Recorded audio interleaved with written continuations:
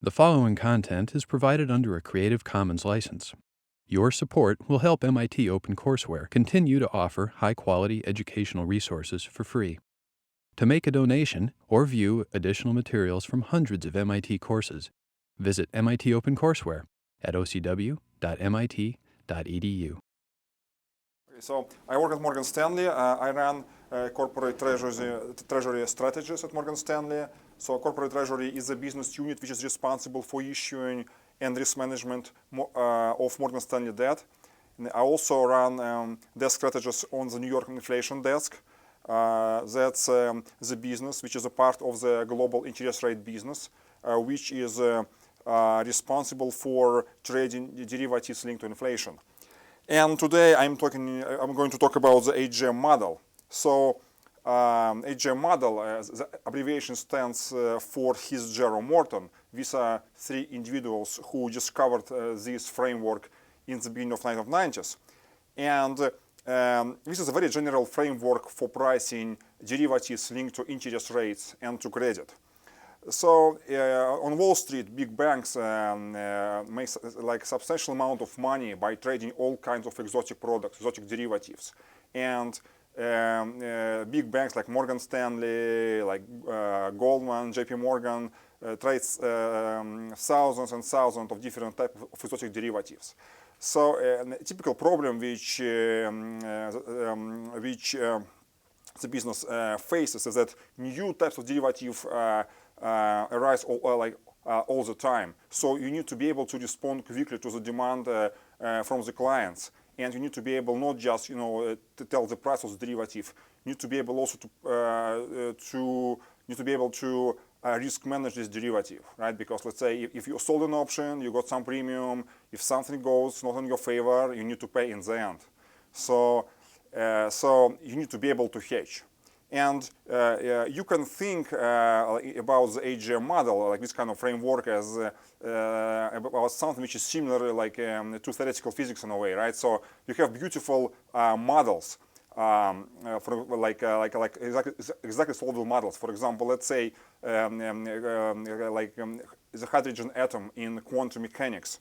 So it's relatively straightforward to solve it, right? So we have an equation which can be exactly solved, and we can find energy levels, and we understand this fairly quickly. But if you start going into more complex problems, for example, you add one more electron and you have like a helium atom, it's already much more complicated. And then if you have complicated atoms or even molecules, it's unclear what to do. So people came up with approximate some kind of methods which allowed nevertheless solve everything very accurately numerically. And HJM is a similar framework. So you can, in principle, it allows to price all kinds of interest rate credit derivatives, and so it's it's some kind of it's very general. It's very flexible to incorporate new payoffs, all kinds of correlation between products, and so on and so forth. And the HJM model naturally fits into another, I would say, even more general framework like Monte Carlo simulation. Before actually going into details of pricing exotic interest rate and credit derivatives, let me just first explain how this framework appears in the most common type of derivatives, basically equity-linked products.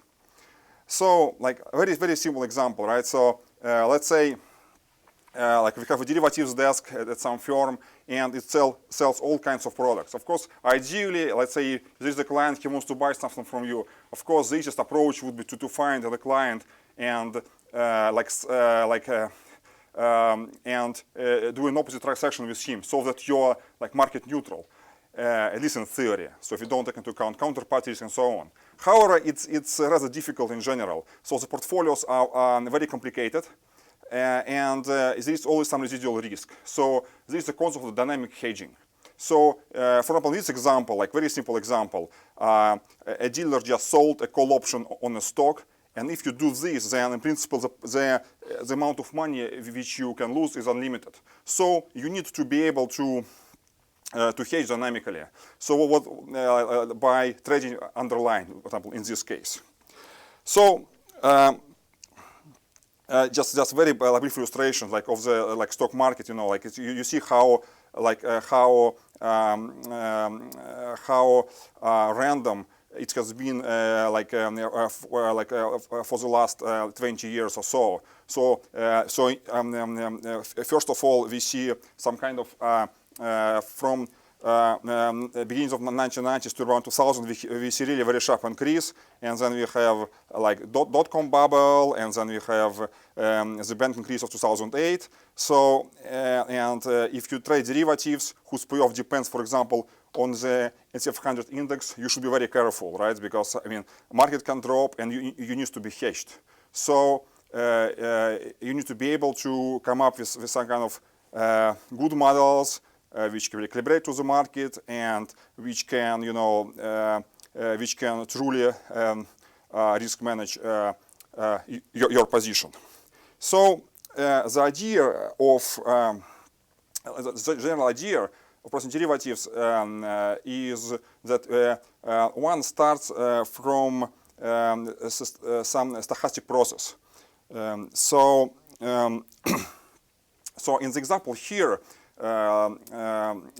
it's probably like the simplest possible, nevertheless a very instructive model, which essentially like leads us to the Black-Scholes formalism.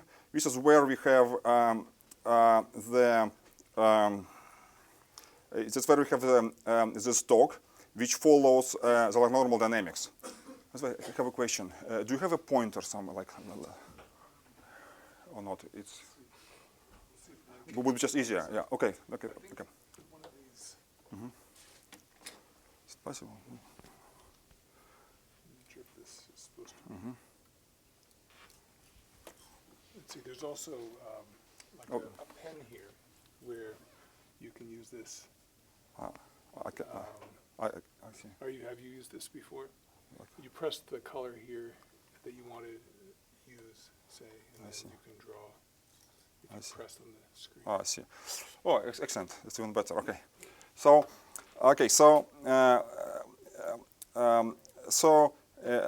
a very important, since the market is like very random, we need to be able to come up with some kind of dynamics, and it turns out that the normal dynamics is a very reasonable first approximation for the actual dynamics. So in this example, we have stochastic differential equation for the stock price, and it consists it's the sum of two terms. This is a drift. Is some kind of deterministic part of the stock price dynamics, and here also we have diffusion. So here dB is the Brownian motion driving the stock, and S is the price of the stock here.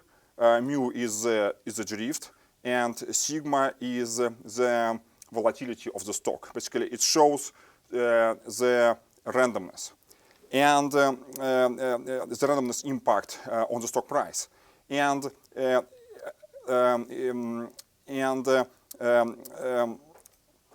using this model, one can derive the Black-Scholes formula, and the Black-Scholes formula shows how to price derivatives whose payoff depends on the price of the stock. So here, if you look at this differential equation, then you can ask a question. Let's say we started from some initial value for the stock at time t, and what is and then we started the clock, and then we turn out to be at time capital T. So, and given that at time t the stock price is St, so what's the probability distribution for the stock at time t? So, this kind of equation can be very easily solved, and one can obtain analytically the probability distribution function at any future moment of time. So I mean, I think I'll write like a few equations just because it's like very important to understand this. So I'm sure like like you probably have seen something like this already, but let me just show you like the main ideas beyond this formula. So if you have a random process, right? Let's say A is some process, stochastic process, which is normal, so it follows some drift plus some volatility term, right? So the difference between this equation is that I don't multiply by A here and A here. So actually, it's much simpler. It's much simpler to solve. So the solution of this equation is really straightforward. So at any moment of time t, if you start at moment 0, the solution of the equation will be something like this: drift, right? I'm simply integrating plus. And I assume that b of t is standard Brownian motion, so at time 0 it's 0, and then it's very easy to see now that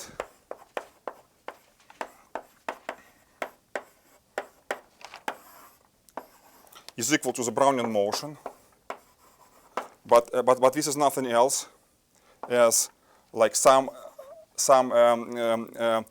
random number which is normally distributed times square root of time. So epsilon is proportional to. Okay, so basically this means that this is normally distributed, and it's probability distribution for this quantity, right, is equal to, we know is exactly right, because this is like standard Gaussian distribution. And if you simply substitute A into here, then we will obtain the probability distribution for the actual quantity.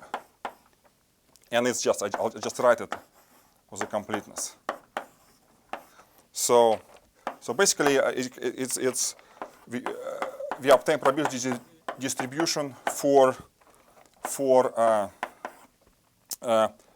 the standard like variable, right? So this is straightforward. So the only difference between the case obtained here is that the dynamics is assumed to be log normal, right? And kind of the interpretation is very simple. Like if it's normal, then the price of the stock can become negative. This is just financial nonsense. So the fact like normal dynamics basically is the first is a good first approximation. And in this case, what helps us the result, which is known as Ito's lemma. So I'll just first of all I write it, and then I'll explain how you can obtain it. And if you look at this equation, right? Let me write it once again, which is basically the drift plus. Then it turns out that of course since then it's intuitively it's clear that the dynamics of logarithm of s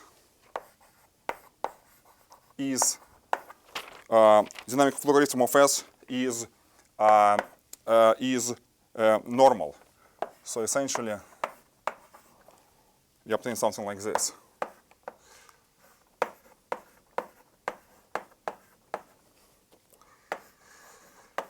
So, and if you now substitute this into this, you will obtain a very simple like formula.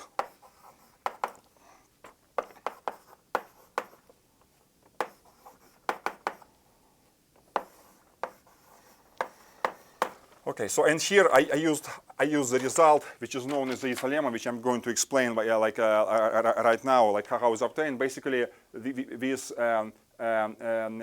basically it tells us that when we differentiate the stochastic function of a stochastic variable, then besides like the trivial term, which is basically the first derivatives times ds, there is an additional term which is proportional to the second derivative, and it's non-stochastic. So I'll explain why it's like this. But if you look at this equation, then you see essentially that this formula is very similar to this formula. The only difference now is that alpha is just mu minus 1/2 of sigma squared. So that's how, if you literally use this solution and simply substitute A by log S, you will come to this equation. So this is very important. So kind of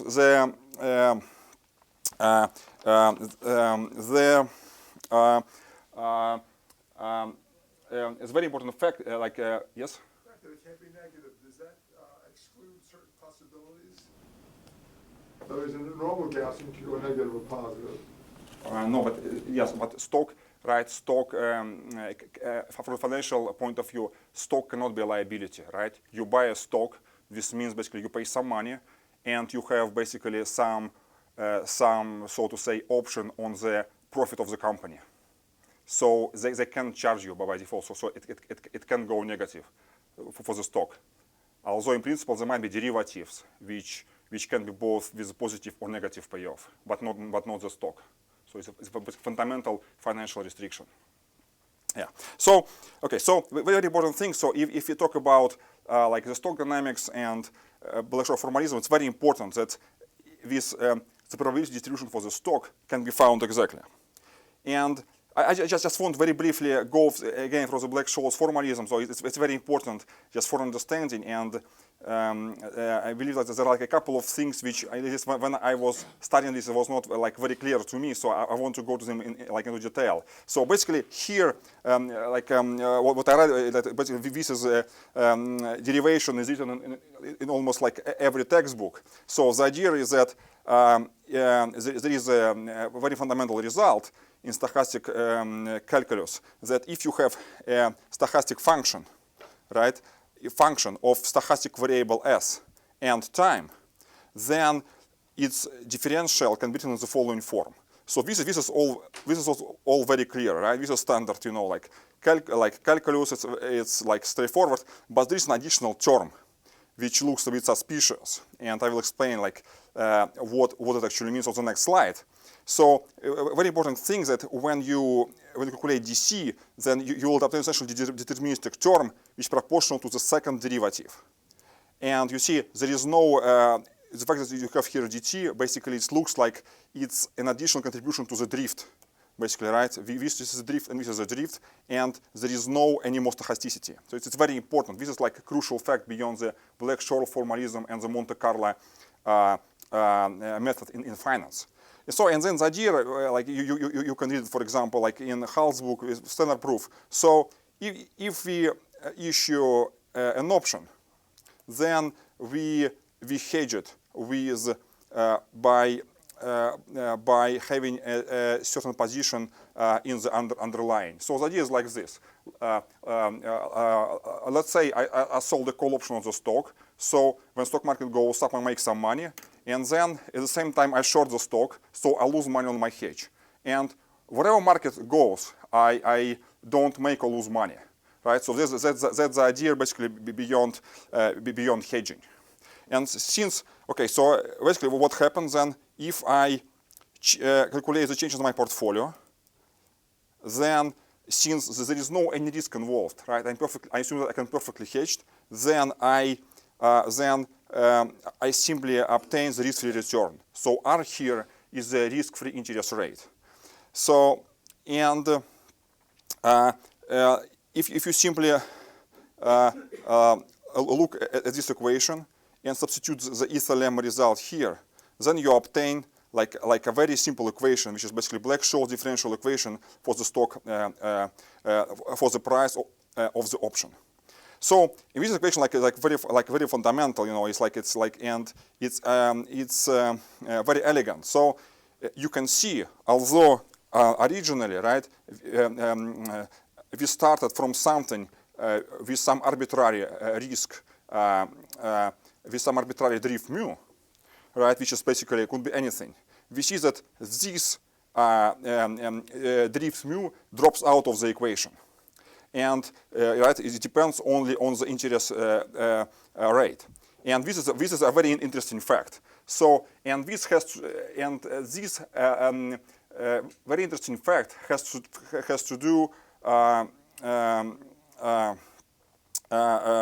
with hedging, because we have position in an option, and we have an opposite position in underlying.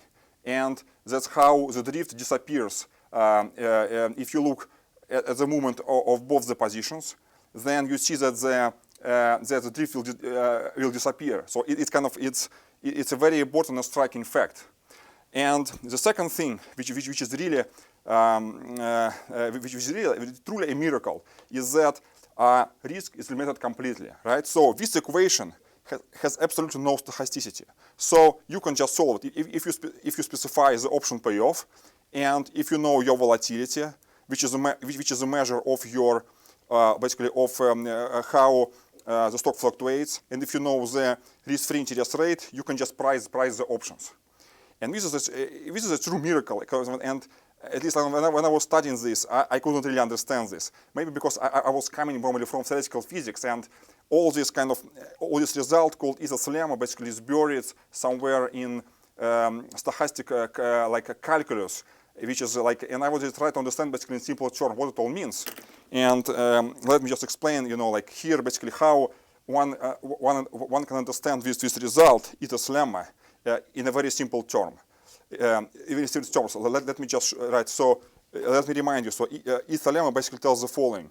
Once again, so if C is a function of stochastic variables, of stochastic variable S, then its differential is not just equal to some standard result from calculus, but we also get some kind of very exotic term, which is basically which is very non-trivial. And let me just try to explain you how actually it appears.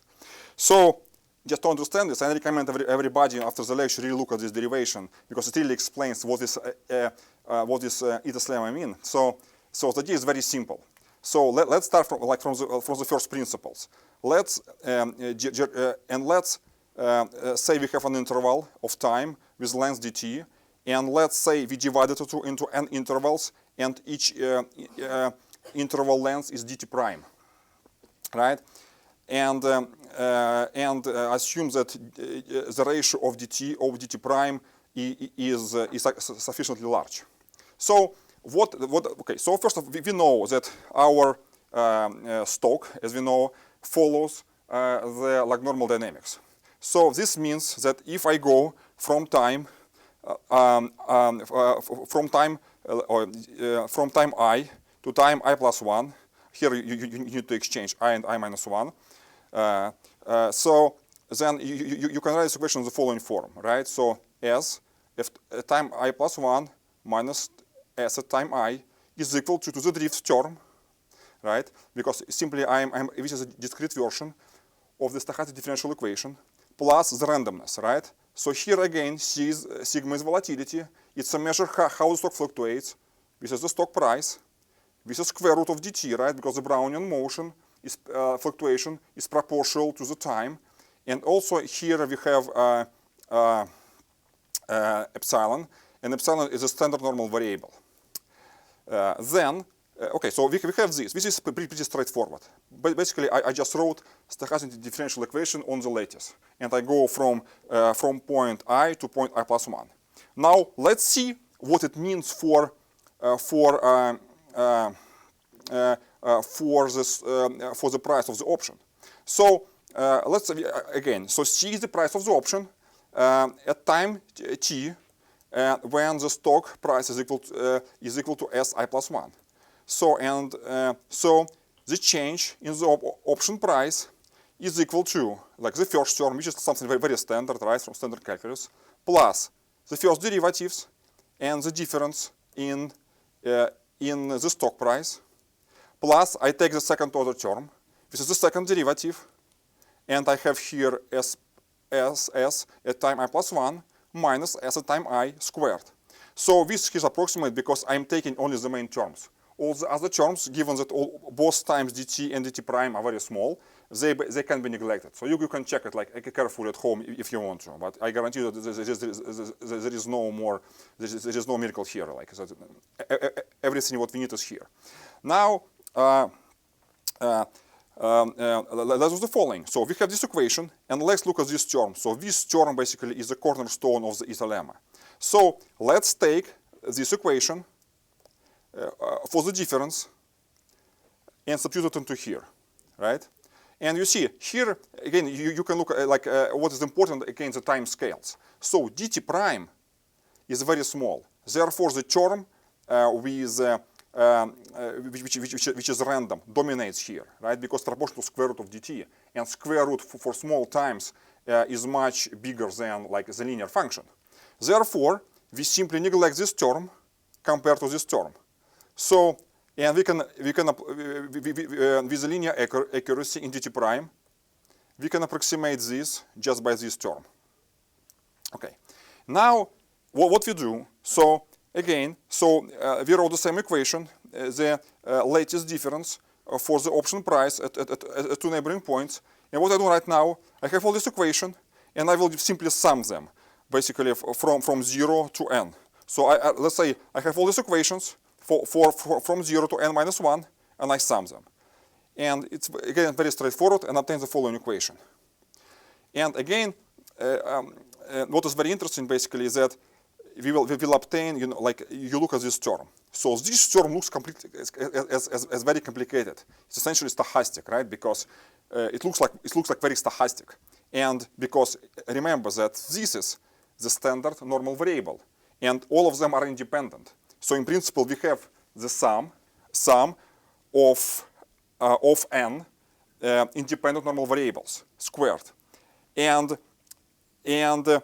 it turns out, it's a really very beautiful result, and I really recommend everybody also like to do it at home. I also try to show it right now on the blackboard, that if you sum up all this epsilon squared, that in the limit when n goes to infinity, this term becomes deterministic. So let me just show you basically what exactly is meant, right?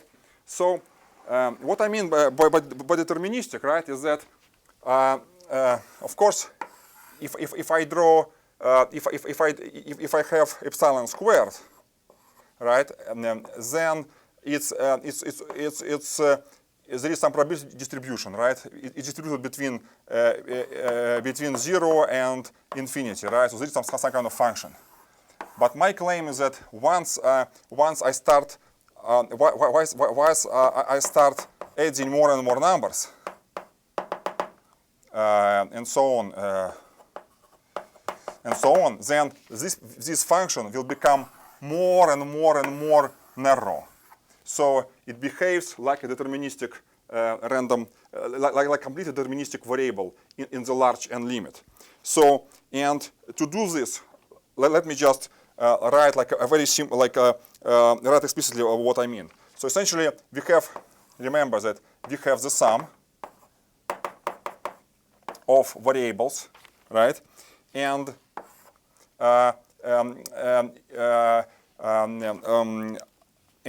for us to show that basically it's become deterministic, we need to show that it's squared. This is the width of the distribution, which is equal to which I defined as, let's say if I have like variable, right? And if I define the dispersion in the following way. Now I define here the dispersion for this random variable, which is equal to the sum of epsilon squared. So if I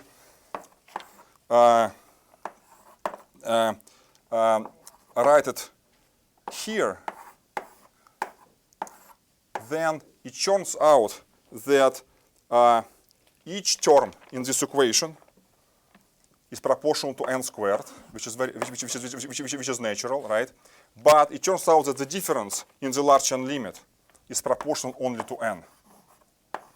Therefore, if we have this variable, right, which if we sum up more and more terms, then we'll have a variable, we have a distribution for this variable, which is moving in this direction, and it becomes, of course, it moves in this direction, but it becomes more and more narrow, basically. So in the limit of n tends to infinity, it becomes actually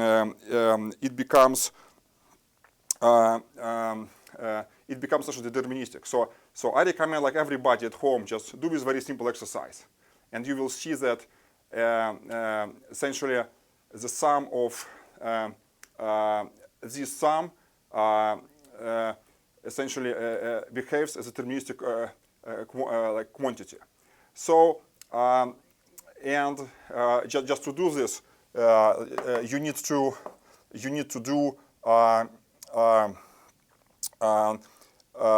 you need to know like very simple properties of the standard normal distribution. First of all, the average expected value of epsilon is equal to 1, right? Your standard normal variable, and also you need to know that the force moment of the normal variable is equal to 3. So if you have this, then you can calculate this. This is trivial to calculate, and then you can basically come to this property that once again probability distribution function in the large n limit behaves basically deterministic. Essentially becomes like a delta function. So this is kind of very interesting result because it basically explains why in the Black-Scholes equation we have this very weird bideterministic term, and that's why basically the option pricing is possible. Because if you start pricing options, it is like if you don't know anything about Black-Scholes, right? It might be that there is no price for the option, because it might be that although you do hedge, you still cannot eliminate your randomness completely. Maybe hedge helps you basically just to narrow the distribution of your outcome, but this is not guaranteed at all. So it's really very so this like it is lemma, which is usually probably like the first like in every book on derivatives, it's probably like the first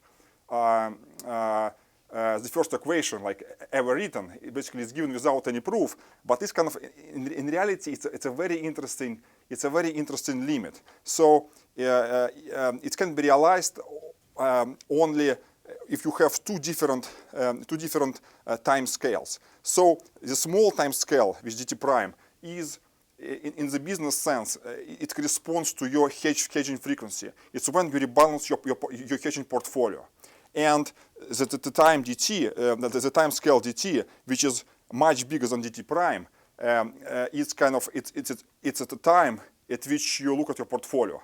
So only in this very like weird limit, when dt prime over dt or dt prime goes to infinity, you strictly have like its lemma. So actually, if you look even like it's a very most famous book on derivatives, if you look, like at this edition, you will see actually that that the proof actually is incorrect. So just look at it and find what's wrong there. So Kurtosis of the normal? Sorry? Exactly, yeah. That's what it is? Yeah, no, this is, yes, exactly. This is what it means, yeah. So if you use these two results here, you will see that it's proportional only to n, not to n square. That's why your distribution becomes like more and more narrow, right? Because when you sum up, if let's say basically what it means, right? That you sum up more and more variables, and each of them is like random normal variable. So the average goes like n, but the dispersion, right? Like a standard deviation, right, behaves as square root of n. That's why basically square root of n over n basically is small. So by increasing n, basically you become more and more deterministic. Basically, that's kind of the main fact beyond the eta lemma. That's how it obtains. So I would recommend everybody really just look into detail, because this is the cornerstone of derivatives pricing theory. But in many books, it's really like not really well written. And so at least when I was studying it, it was like I couldn't understand it like for a while. So it took me time just to understand whatever. So and a very interesting thing now is that, remember that we used eta lemma in the role. We were able to obtain this equation, and this equation is very well known in literature, right? It's very similar to the heat equation, and heat equation can be solved using standard methods. And if you, I don't want to write any derivation here. It's relatively straightforward, maybe a bit cumbersome, but straightforward. And if payoff of your option at maturity is given by some function, which is not really important here, because you can write a very general solution. And so here, what is here is essentially a Green's function of this equation. So, and this Green's function is, if you look at this equation, it's very similar to the probability distribution function which we have on this slide in the very beginning. So essentially this function is identical to this function, and the only difference is that the drift of the stock in the real world disappears, and we are left only with the interest rate. And so this this equation basically is again also very important for derivatives pricing. That's how we come up with the whole idea of Monte Carlo simulation. So this is nothing else as a Green's function, which basically tells us how the stock evolves in the risk-neutral space. In risk-neutral space is essentially some kind of imaginary world, right? Whatever, like a risk-neutral world, where all the assets drift with all the assets drift is just the interest rate and not the actual drift. So it's very fundamental. So it's very important thing that the drift in the real world drops out of all the equations. So the only parameter which actually does matter for option pricing is volatility. So this parameter is relatively easy to understand, right? Because that's how much money your deterministic investment basically makes. And so basically that's only with this parameter. So naively you could expect I need both mu, right? Let me just remind you what mu is. Mu and sigma, two independent parameters, but it turns out mu completely drops out of the picture. And this is because of dynamic hedging, because we hedge the position. And now this equation, since this is basically Green's function, and Green's function tells us what's the probability of the stock,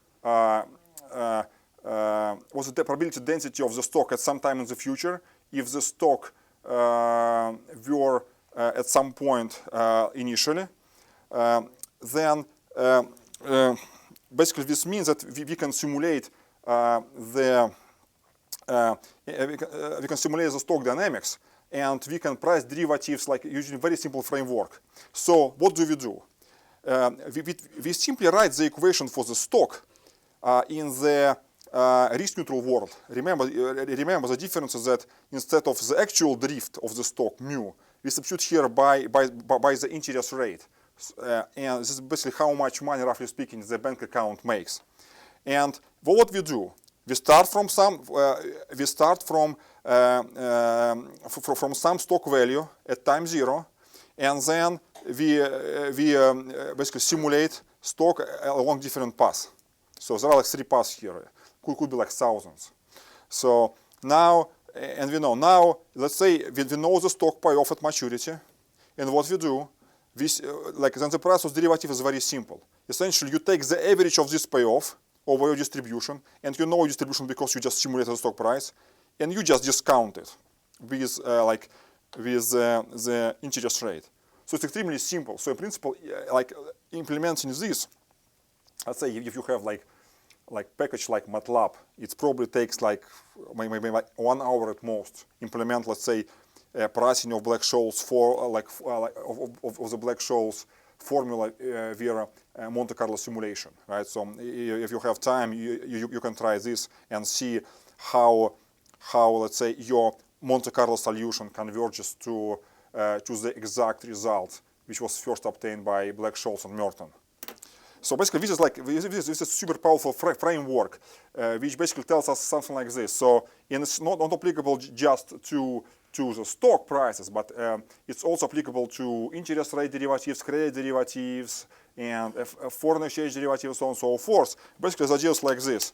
You have the payoff of your derivative depends on various financial variables, and you simply simulate all of them in the risk-neutral world, right? So basically, you simulate all of them, and then you calculate the average of the payoff, and you just discount it.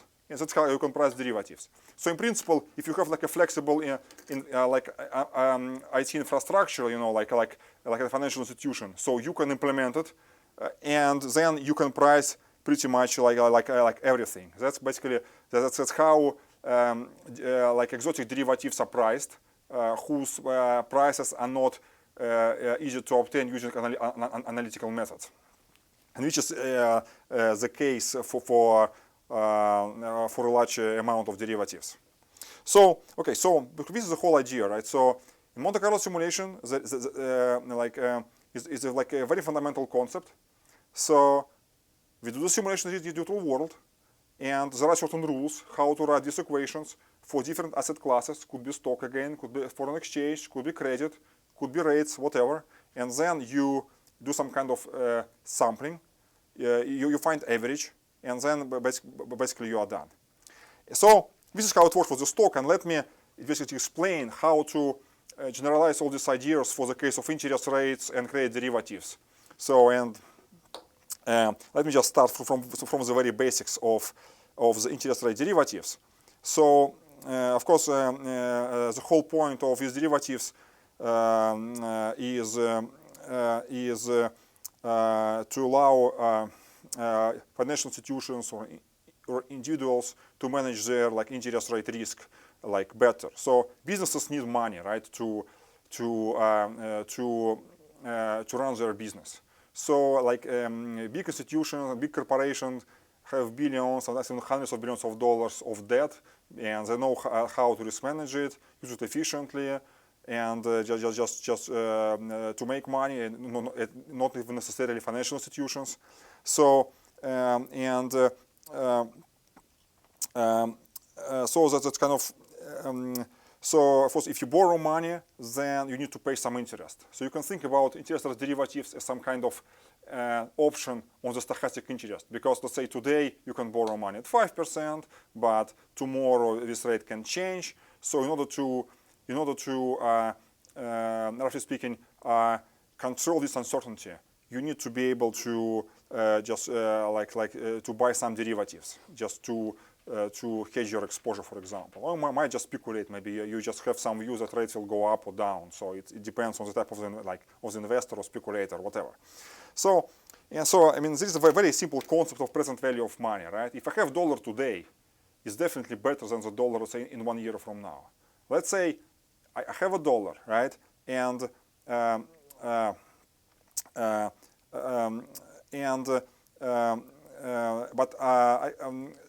but I will get it only in 1 year from now. So how much does it cost? It's clear that if the interest rate is 5%, it's roughly costs 95 cents, right? Because what do I do?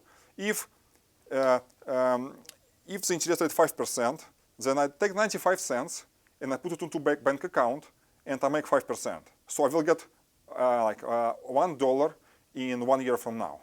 So because this is a very important concept of the present value, or like time value of money, is that depending on where in the future you are, how much money it costs today. For example, and people talk about it's very often fundamental notion in all the fixed income derivatives, basically the discount factor. So essentially tells you that okay, so if you have $1 today, right, it costs $1, but if you have like $1 in the future, basically it's cost something else. So this is like a very important very important notion in finance. So I'll tell a little bit like more how actually to get this function in reality. So another very important thing like in the interest rate derivatives is the forward rate. So remember so we have discount factor, and a very important thing about discount factor, right, is it should start at 1, because dollar today is a dollar, right? There is no any uncertainty, right? So it's clear that this function should decaying or at least not increasing with time. So that's why it's very convenient to parameterize this kind of function with forward rates. So right, so this is some positive forward rates, and which are like very convenient. And remember, let's say in the example below, on this page, if you have, let's say, if all maturities earn 5%, then this f is basically is simply 5% a year. So so for this example, basically your forward rate is just flat. Yeah.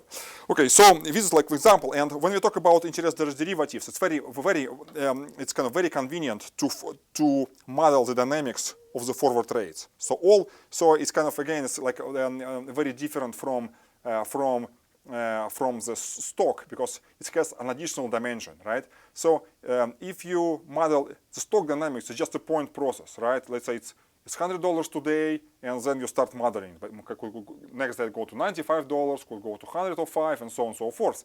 But interest rates, it's more about, you know, it's more about curve. So it has an extra dimension. It's a one-dimensional object.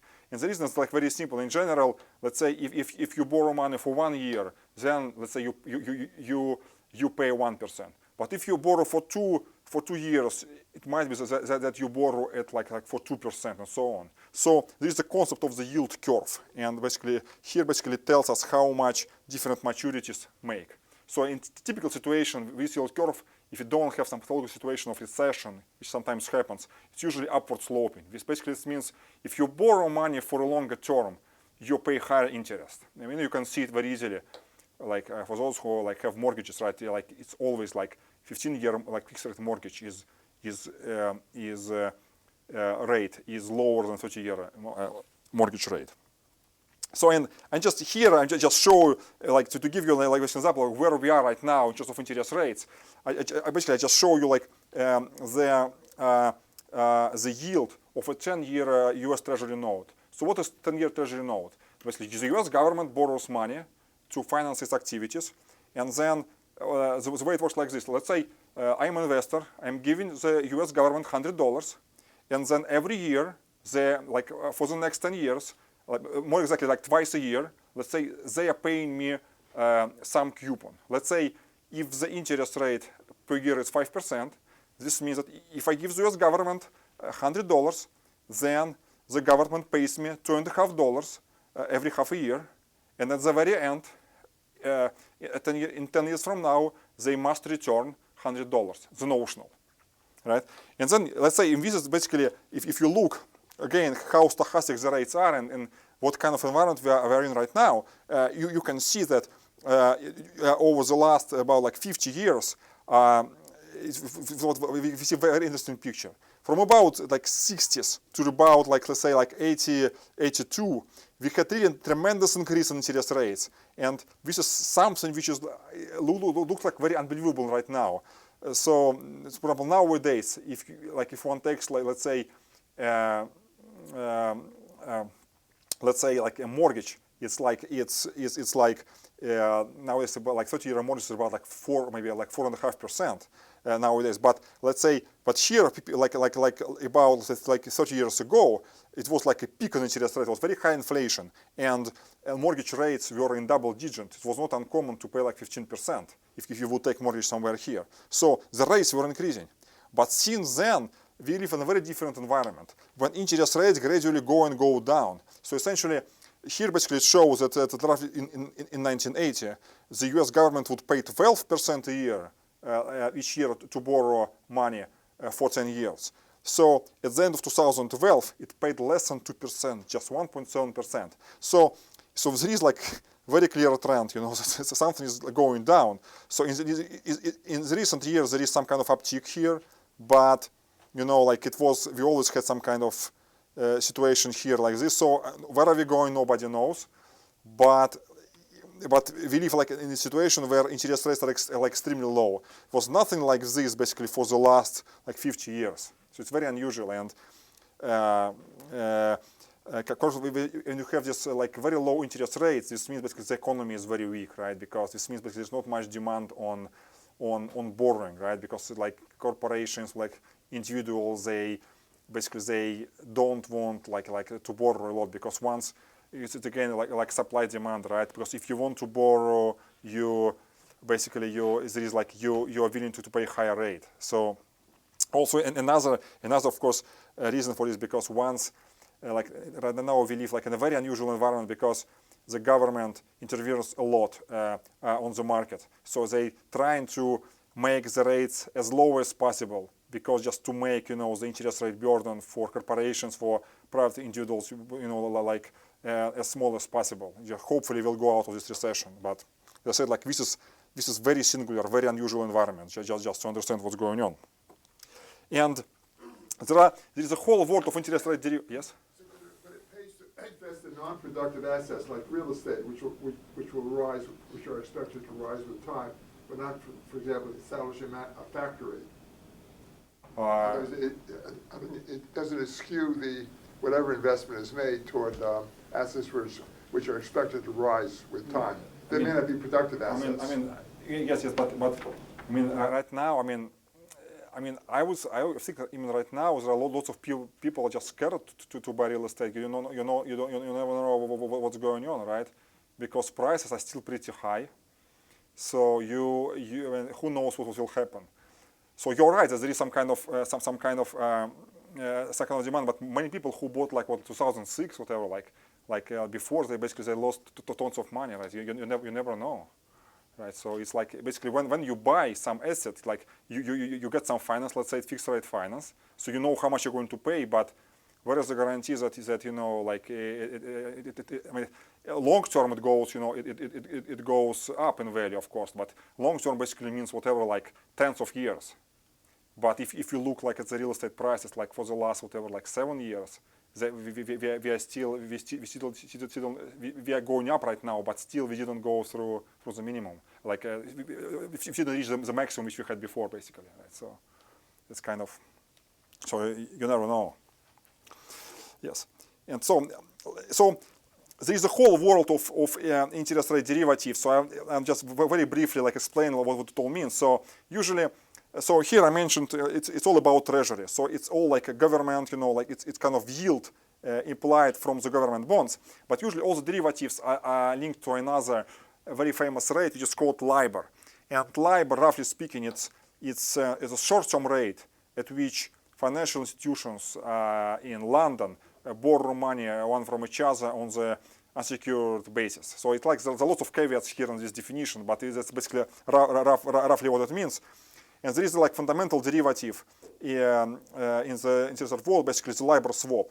So the standard USD LIBOR swap is something like this, basically. It's paying once in 3 months, it's paying 3 months LIBOR rate. So and this is stochastic, right? So basically every day there is a there is a certain procedure which tells us what this LIBOR, this short-term borrowing rate is, and in exchange for this, if you're paying out this LIBOR swap, this LIBOR rate, you are receiving the fixed rate, which is deterministic.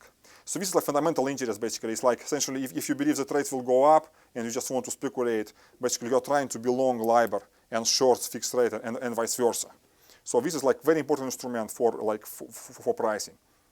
And there's all kinds of derivatives linked to this LIBOR rate. For example, you can talk about swaptions, right? What is a swaption? Swaption is a derivative to enter an interest rate swap in the future, right? Like remember, like in the equity option world, let's say if I have a call option on a stock, that's the right to buy a stock at a fixed price, which is fixed today, like at some time in the future. Here, this is basically the same idea that if you are today, at some time in the future, you can enter a swap, this kind of contract, which pays various legs, and there is some price given for it today. And there are also all kinds of other derivatives. You can talk about rates. Basically, you can buy or sell options on a particular LIBOR rate, or there are also cancelable swaps. Which basically you can enter a swap, but if you don't want to pay, like let's say high rate anymore, you can cancel it, and of course it's affected on the price and so on and so forth. So very important idea is, if you think about all this, that it turns out that when you price all these derivatives, they all depend basically their price depends on these discount factors. And these discount factors depend on these forward rates, which is basically trivial parameterization. But it's very important to work, very convenient to work with these forward rates. And when we model interest rate derivatives, we like using Monte Carlo simulations. When there are no analytical models available, then we model the dynamics of forward rates. So, and you can ask a question. So how? So basically, how can we get basically this curve in practice of this curve? And it turns out that the swap market tells us like what how to obtain this curve. So here I show some quotes, actually real market quotes for interest rate swap of different maturities. Let's say 2 years, 3 years, 4 years, and so on and so forth. And then if you add this number and this number, then you obtain the swap rate. So if you if you take these swap rates, then it turns out that you can show like very easily that if you know all these numbers, then you will be able to obtain this curve in a pretty unique way. So because this market of swaps basically, and if you basically this so once again, if you add these two numbers here, then you will get basically it tells you that, let's for example, for this instrument, let's say 5 years, for the next 5 years, I'm going to pay roughly like 75, like 0.75% a year, right? So these two payments basically correspond to like 0.75% in exchange for the LIBOR payment, right? So if I enter the swap, so I know that I will be paying fixed, but I'll receive some floating, which is like like random because we don't know what it is. And I don't have really much time to talk about it, but it's a pretty complicated concept. But the idea is very the idea is very simple. So so basically the swap market allows you to obtain this discount factor, basically this function which tells you how much your dollar in the future is today. So if you have, let's say, so if you know how much the dollar is, then you know how much C dollars basically cost. So what you do? So what you do basically, if you know like, then basically let's say you have like C dollars, then you simply multiply them by the discount factor, and that's what the present value of your fixed rate payment is. So remember that finance is a kind of very important thing. That in finance, in the derivative world, we typically what is called PV, or like present value of all our future payments, right? So we have some future liability, right, which is could be something very complicated. Let's say I pay you something very complicated payoff in 10 years from now. But we are trying to understand how much it's worth today, because the idea of all this business is like clients come to the bank and they say, I want this derivative. You sell this derivative, you charge the money right now, and you spend this money on hedging. Of course, you try to charge them a little bit more because you need also to make living. But in competitive world, basically, it's like you spend most of your money like on hedging. So, and but you try to come up with a number today. So here's basically, and here's like basically again like a very simple example. So if you know once again how much your dollar is in the future, then you can present value PV every payment, right? So let's say if in 10 years from now G is equal to 0.5, then if you pay $1,000, then the present value of it is equal to 500. Because again, the argument is very simple, right? You take $500 today and invest basically it's like for 10 years and you get 1,000 in the future. This kind of the replication argument. Another very important thing here is that if you have an interest rate swap, and if you which is paying LIBOR, then it shows, and let's say on a notional, let's say I pay you LIBOR, which is like some rate, which is measured in percent. Let's say like LIBOR, for example, is like 1% a year, for example.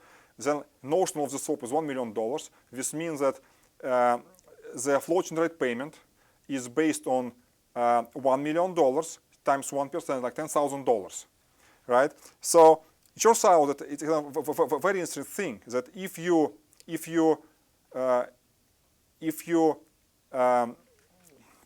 have a, let's say, if you pay LIBOR rate, and if you pay the notional at the very end, then the present value of this is equal to the notional. So it's kind of this beauty kind of floating rate securities, like in this kind of LIBOR securities, basically that if you pay the current market rate all the time, then the price of your security is always equal to the notional. It's very nice fact, which is again also like fundamental here. And a very interesting thing what happened after crisis, that all the derivatives have become what's called collateralized. So you need to post money all the time. So there's another concept of OS discounting, which I don't talk about here. But basically that's the idea that the main idea what you need to understand here is that we have this function, right? Like discount function, which shows us again how much a dollar is worth in the future. And using this function, we can price all kinds of all kinds of swaps. So we can PV the value of the swap today using this. So the idea of the interest rate derivatives, because it's all about dynamics of the yield curve, right? It's basically how your discount function or how your yields, like future yields, evolve. It's the whole idea like is similar to the stock. You at time zero you start from some curve, for example, something like this, right? Like from some curve, which is shown here, and then it starts evolving. And you want to be able to model it mathematically and price all kinds of derivatives. So, of course, there is like a very interesting difference between like stock and the stock like stock options and interest rate options, because for the stock option we know the price today, right? If it's a liquid stock, it's just known, right? We know where it's traded right now. But for the yield curve, it's different. We first need to take the swap market quotes and do what is called bootstrapping to get the function of d of t. The next step, we need to specify the volatility of different forward rates in the future, and we need to come up with some kind of dynamics which describes the future dynamics of forward rates. And then once we have this, we can use the Monte Carlo framework to price all kinds of derivatives.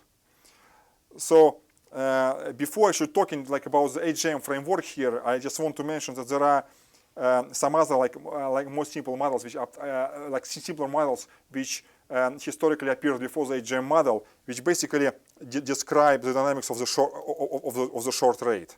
And the most famous ones are the Holy model, Haltwile model, and the so-called CIR model. And basically the idea is that basically if you have this function, right, for forward rates, right, which I wrote here, so they describe dynamics, instantaneous dynamics basically of this rate. So instead of modeling the whole curve, basically you model only just basically this short rate and so on. So some of these models are a particular case of the HJM model. Some of them like are not, but just to mention. So, and basically the idea then is the idea of modeling of the interest rate derivatives. For example, let's say I want to price an option that in 5 years from now I enter a particular interest rate swap which pays 5% on the fixed leg and receives LIBOR. So I need to model the dynamic of future yields. And remember that a very important thing, right? That again, because we have the curve, now we have two different times here. For the stock derivatives, we just basically write the dynamics d of st is equal to something, and t just basically instantaneous time. Here, t stays for the instantaneous time, and t capital T stands for the future time, right? So like here. So essentially, if you are here, you're looking at the forward rate somewhere here, and then you basically describe it dynamics. So So you can, I just don't want to go into details, but again, using this very fundamental result, pricing theory like Ito's lemma, you can derive the equation for this drift. So the problem is that it turns out that it's always the case in the Monte Carlo simulation. So you specify some time equation, and you have drift, and you have volatility. So it turns out that this drift, the real-time drift, because you hedge, drops out of your equation. And it turns out that for the interest rate, there is some complicated, in the risk-neutral world, this real-world drift will be substituted by some equation for which depends on sigma. So if you do the calculation, then you will see that in the risk-neutral world, you simply specify this in the following form. This is some non-local equation, but it is what it is. So it's very straightforward. I encourage you basically just to, if you have time, to go through this and really understand how it works. But now, once we have this, the model for interested derivatives is very simple. So remember that in the stock world, let me go back just to this equation. So we started from some stochastic differential equation, and then we simulate different paths, and then we average over the payoff here at maturity of the derivative when actually we do the payment. And here situation is very similar. So we have some initial curve, which basically corresponds to which obtained from the market today, and this curve dynamics is described by this equation. Then we have distribution of these curves in the future, and then we can price all kinds of derivatives. So again, it's a very fundamental framework, so very general. So you, once the curve and the volatility are known, you simply run this simulation and you get your payoff. So, yeah, so basically that's how it works. And another, example, which is basically of HJM model, is basically credit derivatives. So I just don't have much time, but I just basically mentioned I just go very briefly like what's going on. So if you give money just to someone, like to the corporation, then there is a probability that you won't get your money back, right? Let's say, so corporations issue bonds, right? Financial instruments to raise capital. It's again very similar to the US treasuries. Let's say you give them $100 and they pay you 5% every year. And then let's say in 10 years, if it's a 10-year bond, they are supposed to give you money back. But this might not happen. Like corporations default because they make their own decisions, like something went wrong with the economy and so on and so forth, so it happens. So there is some risk which is inherited here, which is called the default risk, right? So corporations or like private individuals, they have a right to default, so they can default. So and this is reflected in the coupons which they pay. So for the US government, right, at the end of 2012, a 10-year bond would pay just 1.7% a year. Like extremely, again, they are in extremely low environment, which looks like almost nothing.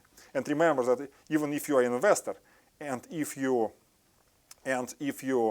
buy this bond, then you get your 1% interest, but then you need to pay taxes on top of this. So it's like the return is really like very small.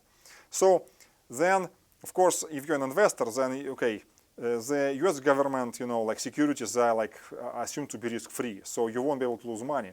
But so this is like a very important benchmark. But then you can buy bonds of corporations, and of course, to compensate for a possible default, they pay higher coupon. For example, as of 2012, Morgan Stanley bonds would pay around, let's say, 5% a year. So it's significantly higher.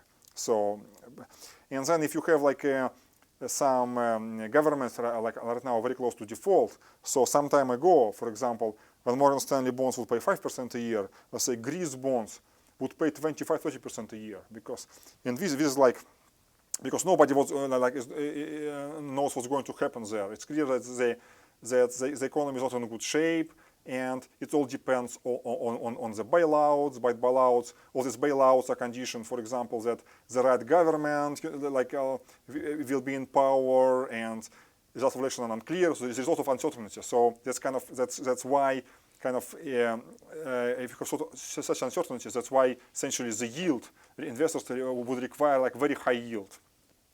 And in the credit derivatives, like the fundamental instrument is the credit default swap.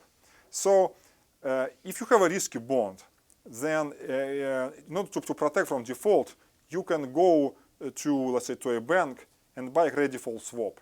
This basically means that if you hold a bond and the default happens, then the seller of this protection will compensate you for the loss. For example, let's say you bought a bond at $100, and then let's say in 1 year corporation defaults, and then what happens in this event? Then court happens, and the judge decides basically how much money is recovered, and this money is distributed to the bond investors. They're like first in the queue. And then if, let's say, 70 cents on a dollar were recovered, then the default swap will pay $32, which you lost. So, and a very fundamental,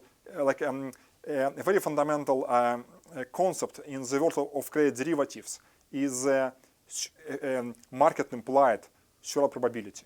So in principle, different entities, credit default swaps are available for different entities.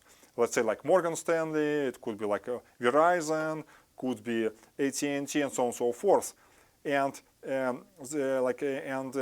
dealers require different payments. For example, let's say if like credit default swap for Morgan Stanley, probably it's like 5-year maturity, you pay around 100 basis points, and like if there is some like Greece, probably you pay right now probably like 500, maybe like 1,000 basis points, something like this. So market differentiates, and based on this, you can then do like a very simple calculation, and you can see that it's very easy to come with the concept of the Shiller probability. Roughly speaking, if let's say I require, let's say if default protection on some reference entity is worth 1% a year, and then what do we see? Then with probability 99% a year, right? You will get your money.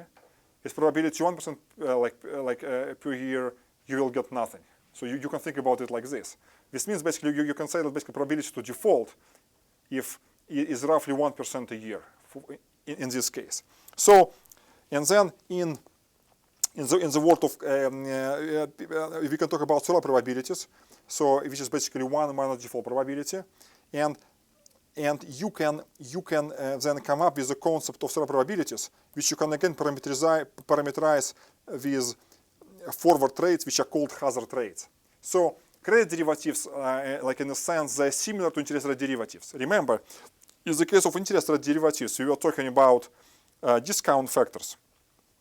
So this is like present value of money.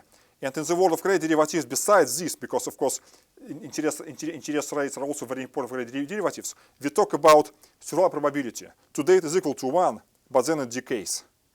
So, and let's say if you have like a US government, basically, that is always stay at 1. And let's say if it's like, let's say Morgan Stanley, it goes, let's say, like this. If it's like some distressed European sovereign, it will go like this. So there is basically, it's market applied probability of default based on the credit default swap market. So and the idea of the HJM model for the credit derivatives is that similar to the dynamic of forward trades, right? In the interest rate case, you simply describe the dynamics of hazard rates, which parameterize your Shiller probabilities. And now let me see. And let me show, let's say, an example of very important type of derivatives which are priced using credit models. Let's talk about the corporate callable bonds, right? So it's a very simple instrument, is, again, I'm a corporation, I borrow $100 from you, and let's say I'm paying you 5% every year. And, but I have the right at any time, or let's say once, like say in 3 months, return you this $100 and basically close the deal. So why is it so valuable for the corporations? Because let's say today's environment is such that I borrow at a very high rate. Let's say in this example, let's say I am paying 5% a year, right?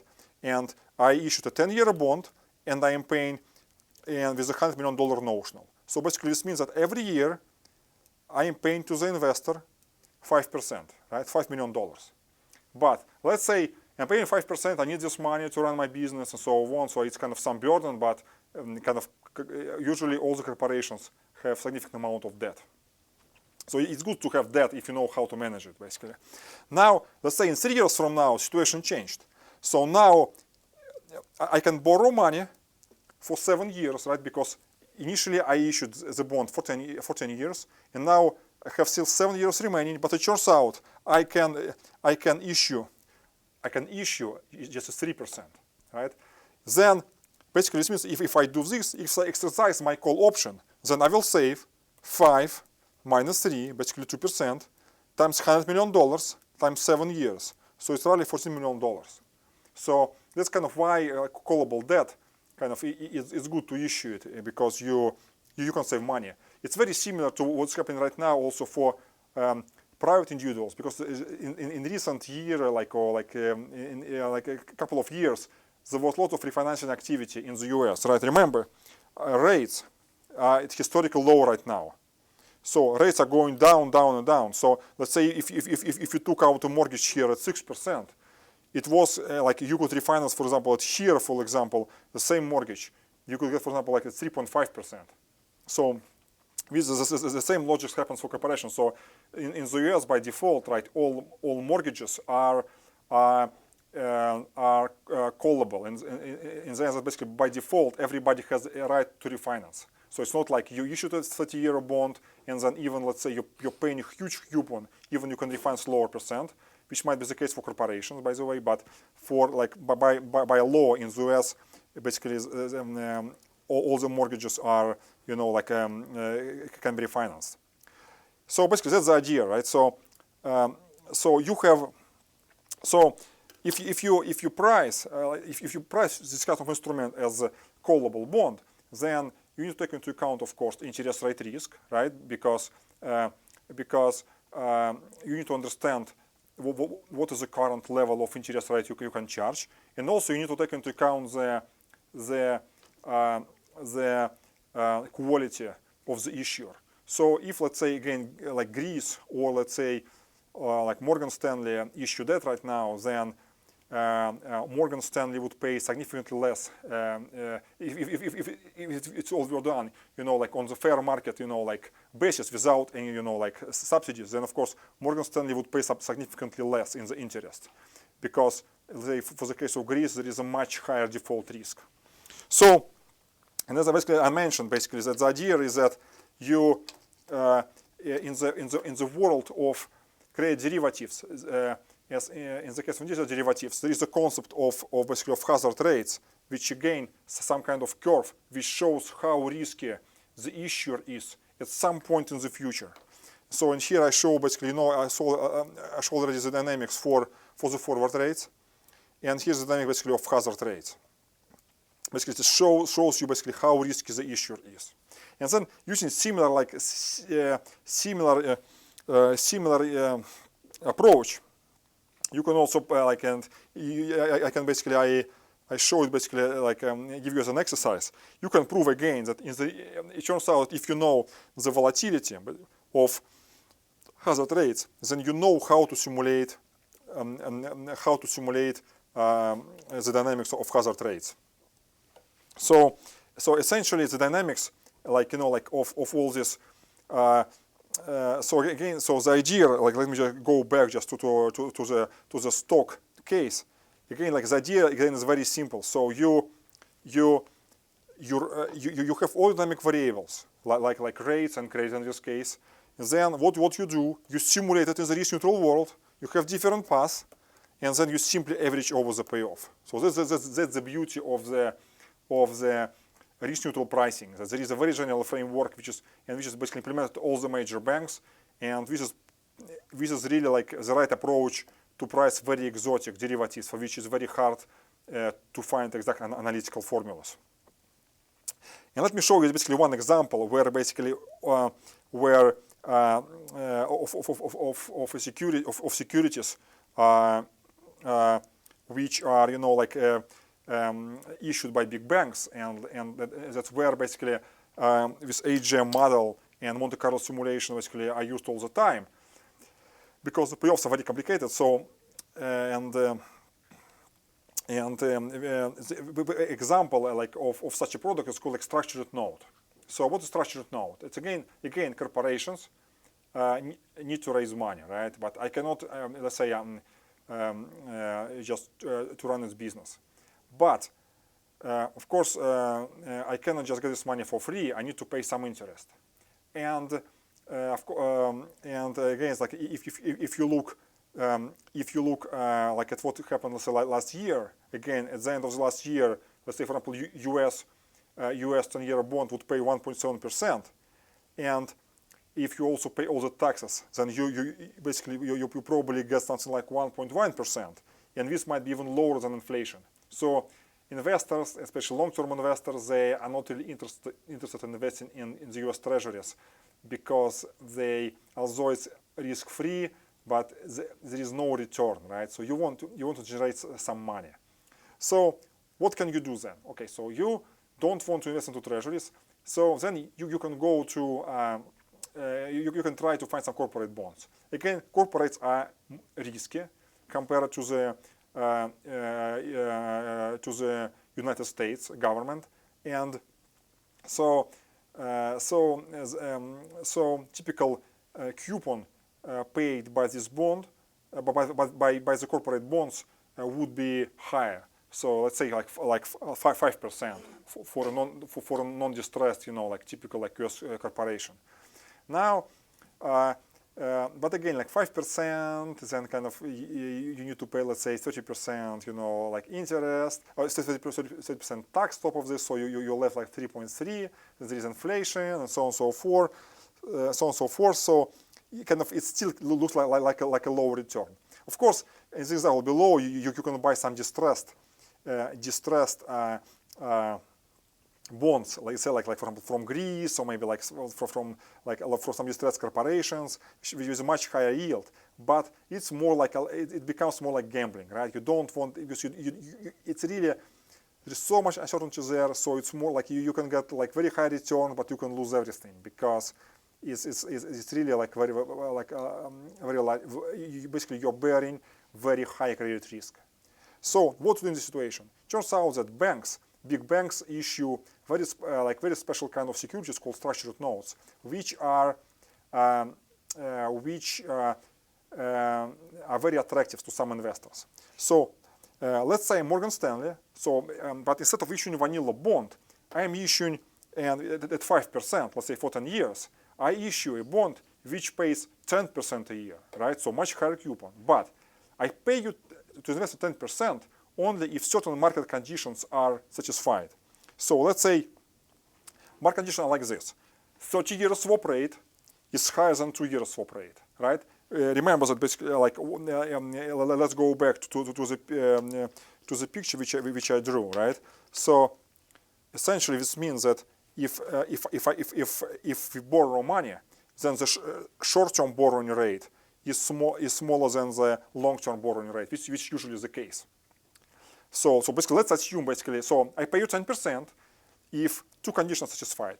1% is a 30-year borrowing rate, like in the economy right now, is higher than 2-year borrowing rate, which is this condition, plus the second condition. S&P 500 index is higher than 880. So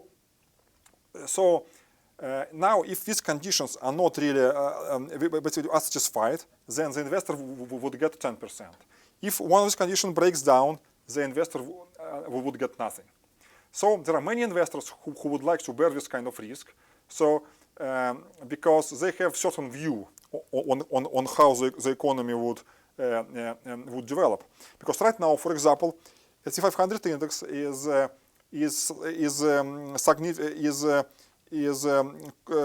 pretty close to 2,000. So it's very unlikely that it will go down by the factor of 2 and goes and basically reach 880.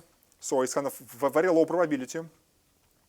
And then also investors believe that this will never happen. So we always will be in the economy where basically it's more kind of it's still more expensive to borrow long term than short term. So in this case, it turns out that the coupon can be enhanced. So this is because the whole idea, the whole idea of structured notes. So instead of selling like a plain coupon 5%, I'm selling an embedded derivative. And if investor is lucky, he's kind of gambling, but in an educated way, because there is like certain economic meaning of these conditions. So, but investor can get like higher return. And this is a very popular way of financing, because it turns out that investors are buying these kind of instruments, but they're very unique. So it's very hard to really they're not very liquid. Therefore, when we issue this kind of instrument, even if you price it correctly using all the models, the bank or like some financial institution which issues kind of instruments, can make some extra money. So it's cheaper to issue this kind of instruments than to issue vanilla bonds. And all these big banks, they have all the machinery to risk manage all these kind of very sophisticated derivatives. So basically, they know what they are doing.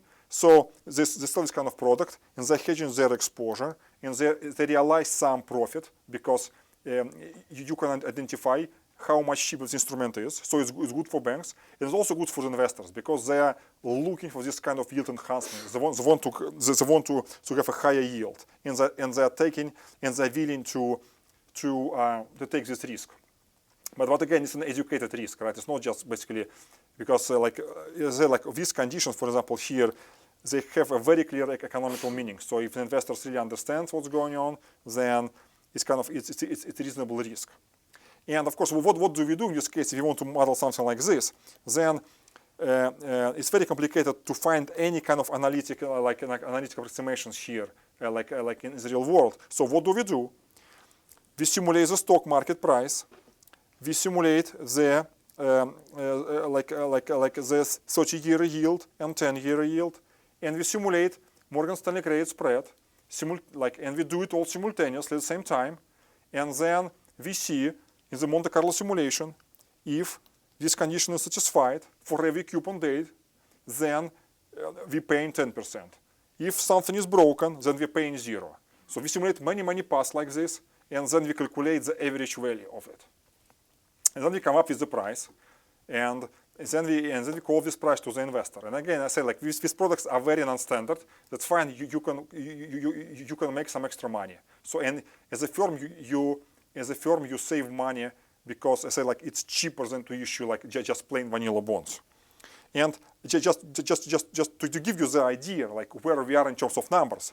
So here there is a graph of difference between 30-year borrowing rate and 2-year borrowing rate for the last decade. So you see, so this difference is always positive. It was negative only very shortly for some time around 2005 to 2006.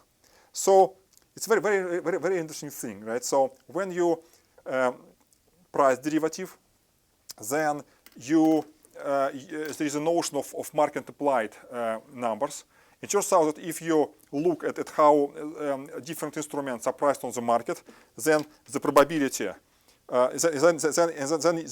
you can ask a question: what's the probability that this will be? Let's say if I run, for example, this stochastically for the last 10 years, then what's the probability that this condition is like this difference is positive? And it turns out the probability is only 80%, whereas in reality it was realized only for a few days, basically. So it's significantly lower, right? So basically, then the educated investor says like this: so the market basically give me this discount, like 80%. But I know that this almost never happened in the past. Therefore, I believe that it will not happen in the future. Maybe it will happen, but I will still make some extra money because of this. So basically, we have some coupon enhancement by a factor of 1 divided by 0.8, 1.25%, right? Second thing is about S&P 500. If you look at the history of this index, which is basically the main US market index, then you see that it was historically above 880 level for 94 days out of 100 days. So very, very high probability. But the market implies that this will be the case only in 75% case. Again, the educated investor would say like this, okay, right now we have S&P 500 is around 1,800. So what's the probability that it's going to drop below 880? Of course, there is some probability, but I believe that it's not going to happen because it would mean a very severe recession, and it looks like the economy is improving. The market might drop down, but maybe to the level of 1,500, 1,400, but not that low. Therefore, the investor believes that he, by taking this risk, again, he will again get like a higher coupon. So these are like very popular instruments which are solely priced by Monte Carlo simulation, which like, and we have like big businesses, for example, like Morgan Stanley, whose goal is to raise capital like by selling this kind of exotic products and hedging them using the Monte Carlo framework. And if the interest rates are crucial for the dynamics, then we use the HJM model for simulating interest rates. So that's everything what I wanted to tell you about today. So thank you very much.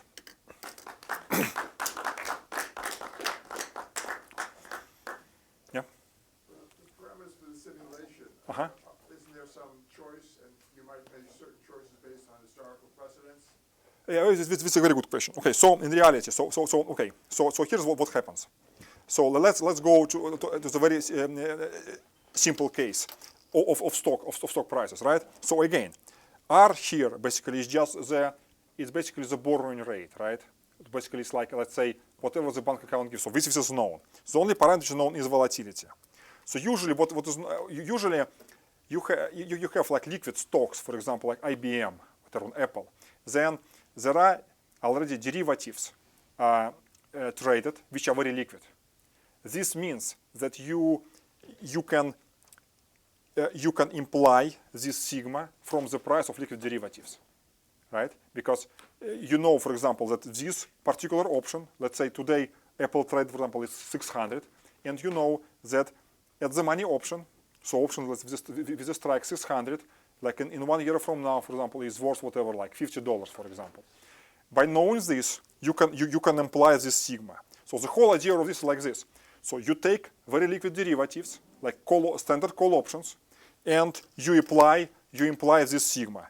And then you use this model to price really truly exotic derivatives, which are not widely available. That's how big banks make money, because we know how to price them. We have clients coming in, and we see the prices of very liquid instruments, and we buy them to hedge. So very often what we do is that we do some very complicated deal, but we have an ability to offload it into simpler contracts, which we know how to price. That's the idea. And the same is true for all the other derivatives, like from credit derivatives or relation derivatives. So you try to imply the sigma from the market.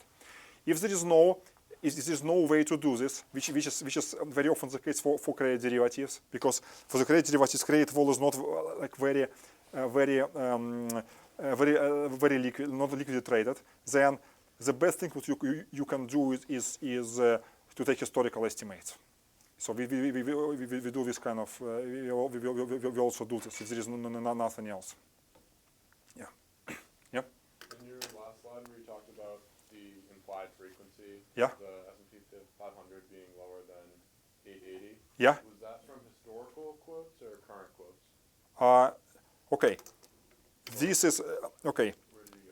This number, I think, if you, I think how is it updated? I think if you go to the end of 2012 and go back to 2002, 10 years into the past, then I think 800 it was above 880 in the 94% of case. I mean, we can go back basically, right? So remember just like to the slide I showed in the very beginning, right? Here's right. So 880 is somewhere here, right? It's 2012. It's here. You go back to 2002, right? So basically it was below 880, like like around 2000 we had an internet bubble, and around let's say 2008 2009 when we had basically with major banking crisis. That's how I obtained this number. So you can see, right? It's not very probability is not very high based on historicals. It's kind of people believe that in the future it might happen, but then the stock will go back again because the government will intervene and so on and so forth. That's kind of the way of thinking of these investors who invest into structured notes like this. So for the implied Yeah. frequency, Yeah. that's from the current Exactly. option prices. Exactly. And then exactly. So now that's how historical is obtained. Let me see. Should I know?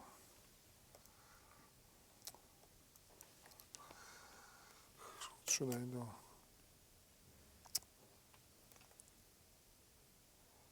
Yeah, let me see.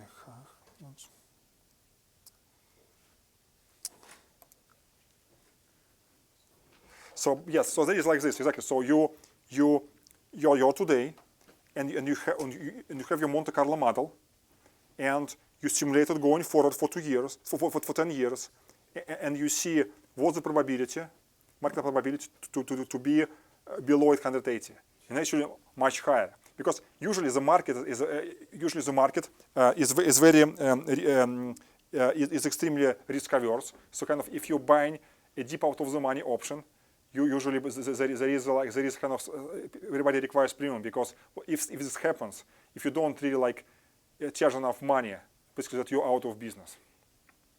That's how I obtained this number, like what is 75%? Yeah. Whatever. Okay. Yeah.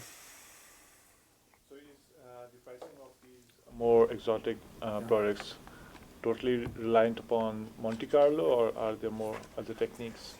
I mean, usually it's Monte Carlo. So there are some derivatives where analytical approximations available. For example, for interest rate derivative, right? So okay, swaps are like a very simple linear products. To price them, you need only discount function. So this is just arithmetics. Of course, it's all done just simple arithmetics. For swaptions, standard swaptions, there is a model called Sabre model, which allows some kind of semi-analytical solutions which approximate but of high quality. Then you can do it. But there are different schools of thought, right? Because we can approximate some approximations which might fail for some if maturity is very long or it's very deep of the very deep of the money option. So very often what traders do, even if their official numbers are on these more simplified models, which can have some formula, they still run the Monte Carlo simulation for the whole portfolio to understand what the most complicated model tells you in terms of your present value of your portfolio, in terms of the risk. But of course, this kind of double range accruals which I just showed, it's impossible. I mean, to build any meaningful analytical model. You can do something, but you won't get you won't be able to be competitive with this. It's just all Monte Carlo simulation. Yeah. Right. So you said usually this whole simulation process takes an hour on a MATLAB program. No, what I mean now it takes probably 1 hour just to write the whole program, because it's very simple, right? So what you do, right? You have Brownian motion, right? But what you do, MATLAB generates really Brownian motion, right? So you just do it, and then you write the change in your price is equal to your drift, which plus some random number, and you just simulate different paths, and then if you press a call option, the distribution of your stock prices, let's say in 1 year from now at maturity, and you just do average. So it's maybe might take someone 15 minutes to write this kind of program. This way you can verify numerically the accuracy of the you can verify numerically the Black-Scholes formula, for example. But the idea it's very simple here. But of course, for these complicated models, because for term structure process like HJM, because it's already one-dimensional object, And also, of course, it's much more complicated because besides pricing, you need to have this idea of calibration, like as you mentioned, right? Because these volatilities, they're not just usually historical, right? They implied from other instruments. So what we do in practice is like this. So we have liquid instruments, liquid options. We have the model, but the model has unknown parameters. First, we do the calibration, right? So we make sure that our model prices all these simple instruments, and then we take a derivatives whose price is unknown because it's just something like very complicated, and then we just price it. But our model is calibrated with simple derivatives, and this this model then after pricing it and running sensitivities with respect to market parameters tells us how to hedge it, right? Basically, that's the idea. You also do post hoc analyses to see how the models did in the past, and so you can adjust them. Yeah. So this is so. Is that a big part of what you have to do? Okay, so technically, I mean, okay. So I would say in general we are moving to this direction. In general, it's of course for Monte Carlo, like from the strategy point of view, for complicated Monte Carlo model, it's very difficult to do technically. You need to have it's very difficult, but if you do it we can for simpler models, like for swaps and so on. Historical experience with the prediction that you made. Yeah, but but here's the situation. It's very different. So we don't make any prediction here, right? Remember, it's risk neutral pricing. Just no prediction here. What we do here is like this. We are a bank, and we want to trade all kinds of very exotic derivatives, which nobody knows how to price. But many clients, like we have clients who want to buy them due to different reasons. Maybe want to speculate, or they want to kind of manage the risk exposure in a certain way, and so on and so forth. So nobody knows except for 10, 20 banks how to price them, because this is like you need to have infrastructure, you need to know how to do this. Then you need to have some kind of business channels how to offload this risk. So this kind of some like very exotic products. So now the idea of dynamic hedging is like this. Remember, like in the case of Black-Scholes, you buy an option, and then you hedge it by holding a certain amount of underlying. So you don't make any money, but you want to make sure that whatever happens to the market, you're fully hedged. So the market moves here, you don't make any money. The market moves down, right? You don't make any money. So the way how you make money in this situation is basically basically Black-Scholes formula in this case. The price which you charge for the option is the price of executing your trading strategy. So if you charge a little bit more, this is extra money which you can make. So the whole idea here is it's very different. So what you just mentioned is like proprietary business. Big banks, like they are not supposed to do this. It's more like in the hedge fund world, very different models. What we do, we try to manage big portfolios of derivatives, all kinds of derivatives, and we try to price them and charge a little bit extra so that we can make our living. But on the other hand, we don't take any risk, right? That's the idea. That's the idea of these models. So from a point of view, in terms of testing historically, you can still ask a question. Let's say if I go back 10 years, and let's say 10 years ago, I would sell, for example, this stock option. And for the next 10 years, using historical data, I see basically like how, then I have my models and tells me what my Greeks or like what my sensitivities with respect to the underlying, what my sensitivity to that underlying is. And then you can ask a question, how was this like delta hedge performing like historically? This is a reasonable question because maybe like you assume that the model is pretty much continuous, but maybe if your dynamics is very jerky, then you can just basically lose money because you just don't take into account these effects. This is an example of historical analysis which you might run, but it has nothing to do with prediction here. So it's a whole different world. So it's risk neutral pricing. So we don't take any risk basically. That's the whole idea.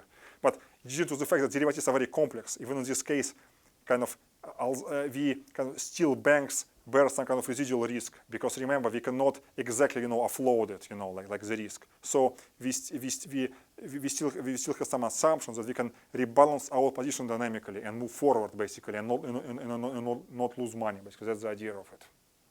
I have a question about Yeah. the Monte Carlo Yeah. pricing.